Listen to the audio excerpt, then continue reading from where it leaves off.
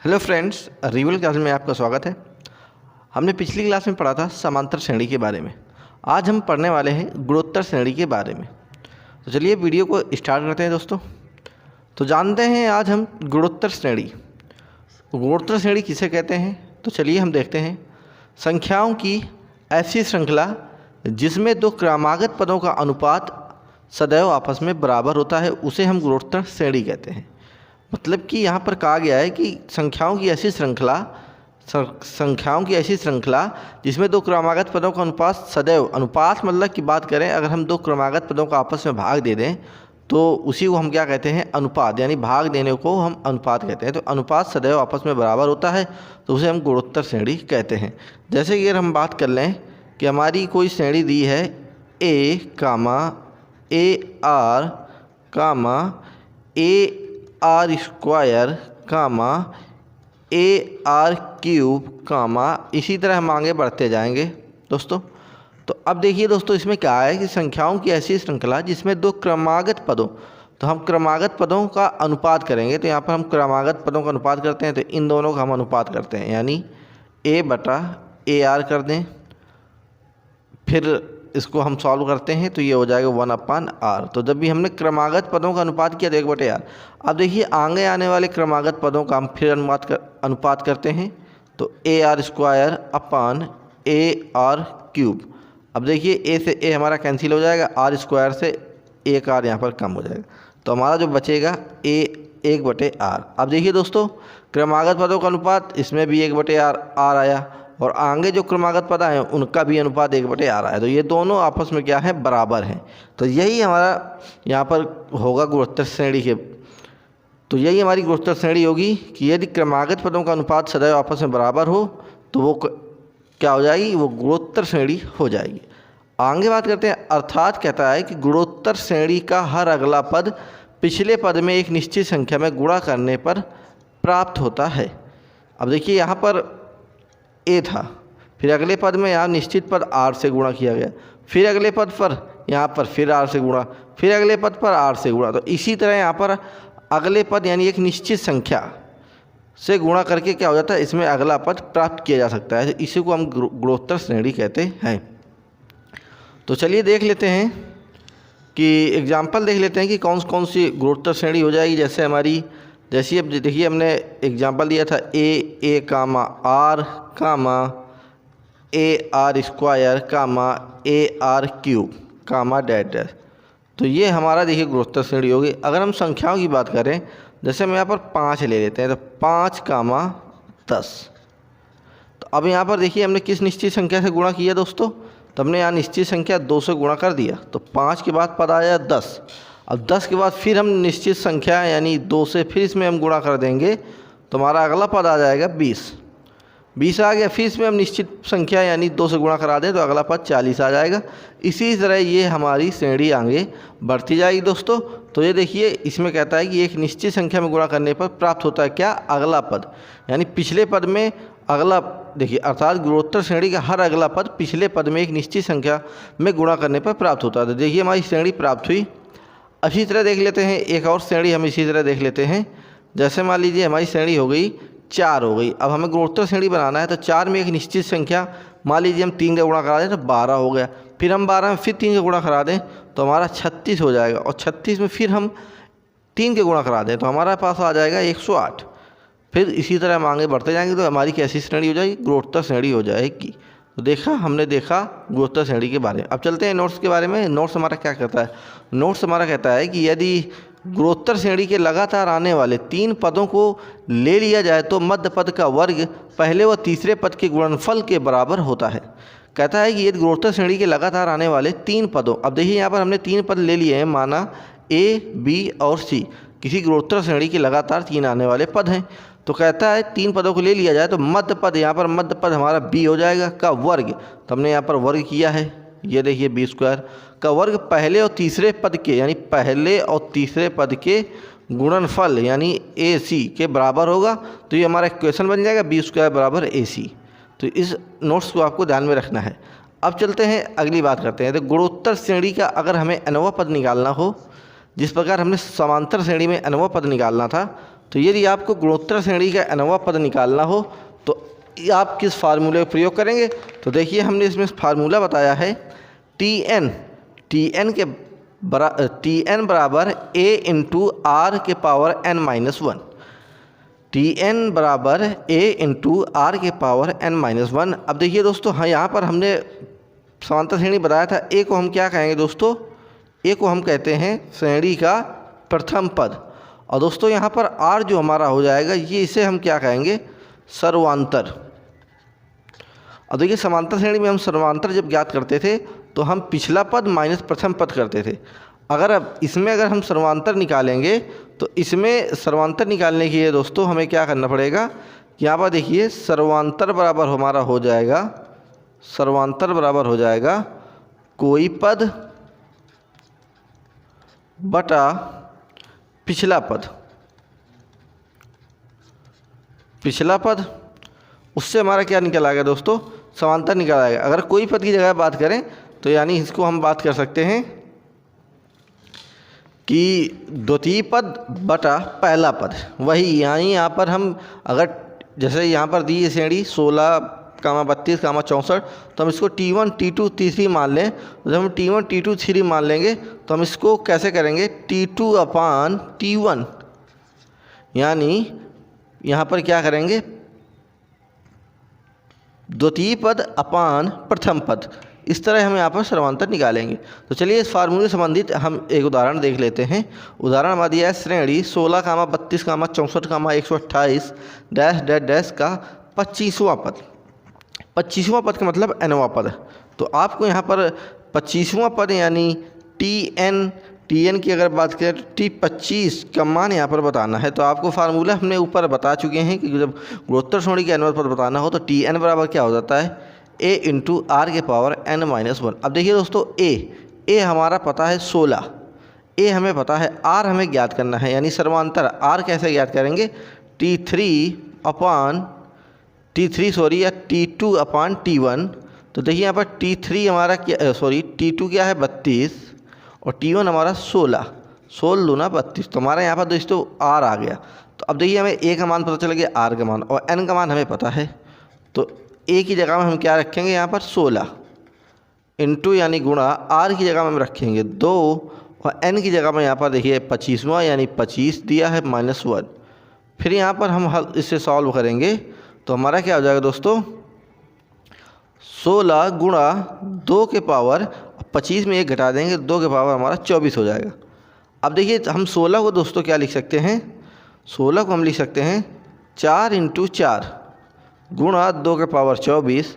अब हम 4 को लिख सकते हैं 2 के पावर 2 गुणा 2 के पावर 2 गुणा 2 के पावर 24। अब देखिए यहाँ पर 2 की घात में आ गया सब कुछ, तो हम 2 की घात को आपस में गुणा कराएंगे तो गुणा में अक्सर हमारी घातें क्या हो जाती है? जुड़ जाती हैं। तो 24 है, फिर 2 26 और 26 2 मिलकर क्या हो जाएंगी? 28। तो देखिए हमारा Tn यानी nवां पद क्या आ जाएगा? यानी 25वां पद क्या आ जाएगा? तो 2 के पावर 28। यानी आप जब 2 का हम 28 बार गुणा करा देंगे तो जो संख्या आएगी वही क्या हो जाएगा? 25वां पद। तो ये हमारा इसका राइट आंसर हो जाएगा। अब चलते हैं आगे, बात करते हैं गुणोत्तर श्रेणी के n पदों का योग के बारे में। गुणोत्तर श्रेणी के n पदों का योग के बारे में तो देखिए Sn बराबर, जिस तरह हमने समांतर श्रेणी में पढ़ा था उसी तरह इसमें भी Sn बराबर क्या है? a कोष्टक में r के पावर n फिर -1 कोष्टक बंद अपान r-1। ये कंडीशन कब होगी दोस्तों? जब हमारा r यानी सर्वांतर बड़ा हो किससे? 1 से। फिर अगर हमारा सर्वांतर 1 से छोटा है यानी 1 बड़ा है तो क्या हो जाएगा? गुणोत्तर श्रेणी के n पदों का योगफल। तो a कोष्टक में 1 माइनस r के पावर n अपान 1 माइनस r। अब देख लेते हैं आगे अगर गुणोत्तर श्रेणी के अनंत पदों का योगफल बताना हो आपको, गुणोत्तर श्रेणी के अनंत पदों का योगफल बताना हो तो S इन्फिनाइट बराबर a अपान 1 माइनस r। ये कब होगा? जब हमारा r से 1 बड़ा होगा। यानी गुणोत्तर श्रेणी के अनंत पदों का योगफल का फार्मूला क्या हो जाएगा? S इन्फिनाइट बराबर a अपान 1 माइनस r। अब देखिए हमारा नोट क्या कहता है कि यदि सर्वांतर 1 से बड़ा है, देखिए यहाँ पर सर्वांतर हमारा 1 से छोटा है तो हम इस फार्मूले का प्रयोग करेंगे, इस फार्मूले का हम प्रयोग करेंगे। अब नोट हमारा कहता है ये सर्वांतर 1 से बड़ा है, सर्वांतर 1 से बड़ा है तो अनंत पदों का योगफल ज्ञात नहीं किया जा सकता। यदि कंडीशन हमारी अगर इस तरह हो जाए कि r बड़ा हो जाए 1 से तो हम अनंत पदों का योगफल नहीं ज्ञात कर सकते हैं। अब चलते हैं, देख लेते हैं इससे संबंधित कुछ प्रश्न हमारा कहता है कि श्रेणी 6, 18, 54, के 25 पदों का योगफल क्या होता है या होगा। तब दोस्तों हमने सबसे पहले पिछली क्लास में बताया था कि जब भी श्रेणी दी जाए तो आप सबसे पहले क्या करेंगे, सबसे पहले हम चेक करेंगे कि श्रेणी समांतर है या गुणोत्तर है या हरात्मक है। तो दोस्तों इसमें हम अब बात कर रहे हैं हम गुणोत्तर श्रेणी की, तो जो गुणोत्तर श्रेणी दी है, लेकिन हम चेक कैसे करेंगे, क्रमागत पदों का अनुपात कराकर। ठीक है दोस्तों, तो उससे हमारा क्या पता चल रहा है कि श्रेणी कैसी है। तो चलिए, ये तो गुणोत्तर श्रेणी ही है, तो इसमें क्या पूछा है, 25 पदों का योगफल। 25 पदों का योगफल यानी SN बराबर है, SN की बात करें तो SN की जगह में हम 25 रख दें तो S 25 बराबर पूछा है दोस्तों। तो SN बराबर फार्मूला क्या होता है, अभी हमने बताया आपको। SN बराबर फार्मूला क्या होता है, A कोष्टक में R की पावर n-1 फिर कोष्टक 1 अपान R की पावर -1। तो चलिए इस फार्मूले का हम प्रयोग करते हैं। तो फार्मूला हमने बताया A कोष्टक में R के पावर n-1, ये फार्मूला आपको याद करना पड़ेगा। R के, ये देखिए दोस्तों, ये हमने फार्मूला बताया। अब देखिए यहाँ पर, लेकिन ये फार्मूला बताया तो हमने एक कंडीशन भी बताई थी। क्या बताई थी कि यदि R क्या होना चाहिए, बड़ा होना चाहिए, किससे, 1 से। सर्वप्रथम यहाँ पर हम सर्वांतर देखते हैं। सर्वांतर निकालने के लिए यहाँ पर हम T1, T2, T3, अब देखिए T1, T2, T3 कर दें तो अब देखिए, जब यहाँ पर देखिए कोई भी पद ले लें, यहाँ पर हम कोई भी पद ले लें, या 18 हमने ले लिया तो 18 के पिछले पद से हमें भाग करा देंगे, 6, 36, 18। तो देखिए दोस्तों 3 हमारा आ गया, R यानी सर्वांतर 3 आ गया, जो कि क्या है, हमारा 1 से बड़ा है। और जब ये सर्वांतर 1 से बड़ा है तो हम इसी फार्मूले का प्रयोग करेंगे इस सवाल में। तो देखिए यहाँ पर A का मान तो हमारा दिया है, यहाँ पर प्रथम पद यानी 6, तो 6, फिर R हमारा 3 निकला, 3, N की जगह में हम 25 रख देंगे, -1 अपान R की जगह में 3 है दोस्तों, 3 रख देंगे, -1। अब देखिए दोस्तों यहाँ पर हमारा क्या हो जाएगा, 6 × 3 के पावर 25 -1 अपान 3 में दोस्तों जब हम 1 घटा देंगे तो हमारा आ जाएगा 2 से भाग 6 में करेंगे तो 3 बार जाएगा दोस्तों। तो हमारा क्या आ जाएगा, 3 कोष्टक में 3 के पावर 25 फिर -1। तो ये देखिए दोस्तों हमारा आ गया, क्या आ गया, ये 25 पदों का योगफल आ गया। यही हमारा क्या हो जाएगा, आंसर हो जाएगा दोस्तों इस सवाल का। तो इस तरह हम गुणोत्तर श्रेणी के n पदों का योगफल ज्ञात करते हैं। अब चलते हैं हम अगले प्रश्न की ओर। अगला प्रश्न हमारा कहता है कि श्रेणी 1, 1/3, 1/9, 1/27, के अनंत पदों का योगफल क्या होगा। अनंत पदों का योगफल पूछ लिया दोस्तों। अनंत पद मतलब यहाँ बात कर रहा है S इन्फिनाइट। S इन्फिनाइट का यहाँ पर आपको बताना है। S इन्फिनाइट को आपको दोस्तों बताना है। तो सर्वप्रथम हम आपको बताना चाहेंगे, अभी हमने बताया था S इन्फिनाइट यानी अनंत पदों का योगफल का फार्मूला क्या था दोस्तों, A/1 - R। ये आपको याद करना पड़ेगा, A/1 - R। लेकिन ये कब लगेगा, जब हमारी कंडीशन क्या थी, जब कंडीशन थी R हमारा छोटा होना चाहिए, यानी 1 बड़ा होगा। यहाँ पर R का मान जो होगा वो 1 से क्या होगा, छोटा होगा। अब सर्वप्रथम हम इसमें देखते हैं R का वैल्यू यानी R का मान यानी सर्वांतर कोई पर ले लीजिए, जैसे हमने 1/3 ले लिया। तो जब हम 1/3 ले लेंगे तो फिर से भाग करा देंगे, तो 1 से, तो जब हम 1/3 ले लें और जब हम 1 से भाग करा दें दोस्तों, तो हमारा यहाँ पर भाग कितने बार जाएगा,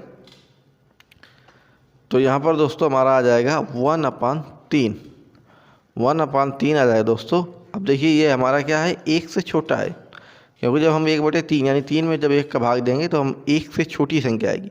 1 हमारा बड़ा हुआ तो हमें इस कंडीशन से पता चल गया कि हम इसी फार्मूले का प्रयोग करेंगे। अब कर देते हैं हम प्रयोग। A का मान यहाँ पर दोस्तों 1 दिया है, बटे 1 - R का मान दिया दोस्तों 1/3। सॉल्व करते हैं तो 1/3 यहाँ पर चला जाएगा दोस्तों, तो 3 - 1/3 हो जाएगा। 3 हो जाएगा। फिर यहाँ पर देखिए दोस्तों 1/2 हो जाएगा, फिर अपान 3, ये 3 हमारा ऊपर चला जाएगा, तो आंसर आ जाएगा दोस्तों 3/2 यानी 3/2। ऑप्शन नंबर बी इसमें बिल्कुल हमारा करेक्ट आंसर हो जाएगा। अब चलते हैं हम अगले प्रश्न की ओर। अगला प्रश्न हमारा कहता है किसी गुणोत्तर श्रेणी का तीसरा पद, किसी गुणोत्तर श्रेणी का तीसरा पद यानी तीसरा पद की बात करते हैं। तो तीसरा पद यानी Tn बराबर फार्मूले का प्रयोग हो रहा है a/r⁻n-1, इस फार्मूले का इसमें प्रयोग हो रहा है। तो बोल दिया तीसरा पद यानी T3 बराबर बोल दिया है a/r⁻n की जगह में हम क्या रखेंगे 3-1। अब देखिए T3 का मान दे दिया है 7 बराबर a/r⁻, अब देखिए यहाँ पर 3 है तो 3 में 1 घटा देंगे तो 2, ये हमारा आ गया। अब कहता है तो इसके प्रथम 5 पदों का गुणनफल ज्ञात कीजिए।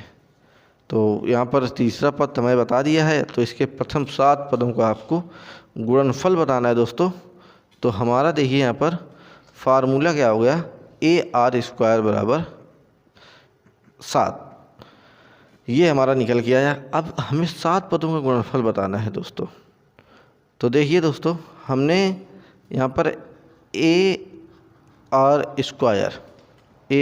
बताया दोस्तों। तो अब देखिए दोस्तों हम जब गुणोत्तर श्रेणी की बात कर रहे थे तो वहाँ पर हमने श्रेणी बताई थी A, AR, AR², AR3, तो देखिए यहाँ पर हमारा ये पद, यहाँ पर तीसरे पद बता दिया है दोस्तों AR बता दिया है। तो हमारा इसका दूसरा पद क्या हो जाएगा तो AR हो जाएगा, फिर प्रथम पद A हो जाएगा, फिर इसके बाद चौथा पद क्या हो जाएगा AR3, क्योंकि हमें यहाँ से पता चल गया कि एक निश्चित संख्या यानी R से यहाँ पर गुणा हो रहा है, तो अब हम R का गुणा यहाँ पर कराते जाएंगे तो हमें अगले पद प्राप्त होते जाएंगे। तो इसमें 5 पद कहे हैं, तो 1, 2, 3, 4 और ये हमारा 5वां पद हो गया। क्या करना है गुणनफल ज्ञात करना है, तो इनका हम आपस में गुणा करा देते हैं। इसको हम सही से लिख लेते हैं दोस्तों। तो देखिए जब हमारा ये तीसरा पद हमें पता चल गया AR² तीसरा पद, तो हमारा चौथा पद क्या हो जाएगा AR3 और 5वां पद AR⁴ और हमारा ये तीसरे पद के पहले दूसरा पद AR फिर A। अब ये 5 पद का गुणनफल पूछा था दोस्तों इसमें, तो चलिए हम गुणनफल यहाँ पर कर लेते हैं 5 पदों का। तो देखिए यहाँ पर क्या हो जाएगा A हमारे एक तरफ हो यानी A का गुणा करेंगे तो घातें हमारी यहाँ पर हमेशा दोस्तों किसी भी संख्या पर घात हमेशा एक छुपी होती है। तो जब इसमें घात हमारी एक है तो आपस में जोड़ेंगे तो A के पावर हमारा हो जाएगा 5 गुणा, फिर यहाँ पर R के पावर जुड़ जाएंगी तो 4, 3, 7, 2, 9, 1 हमारा कितना हो जाएगा दोस्तों 10 हो जाएगा, 10 हो जाएगा दोस्तों। अब देखिए हम इसको लिख सकते हैं AR² के पावर 5। अब जब ये कोष्ठक हटाएंगे तो इस घात में गुणा हो जाएगा दोस्तों और इस A में गुणा हो जाएगा, तो यही हमारी संख्या वापस आ जाएगी। अब देखिए AR² के पावर 5 का मान हमारे दोस्तों क्या दिया है 7, तो इसमें हम पुटअप कर देंगे तो 7 के पावर हो जाएगा 5, 7 के पावर 5 यानी 7 की घात 5 हो जाएगा। यही हमारा क्या हो जाएगा 5 पदों का गुणनफल। ऑप्शन नंबर डी हमारा बिल्कुल यहाँ पर करेक्ट आंसर हो जाएगा।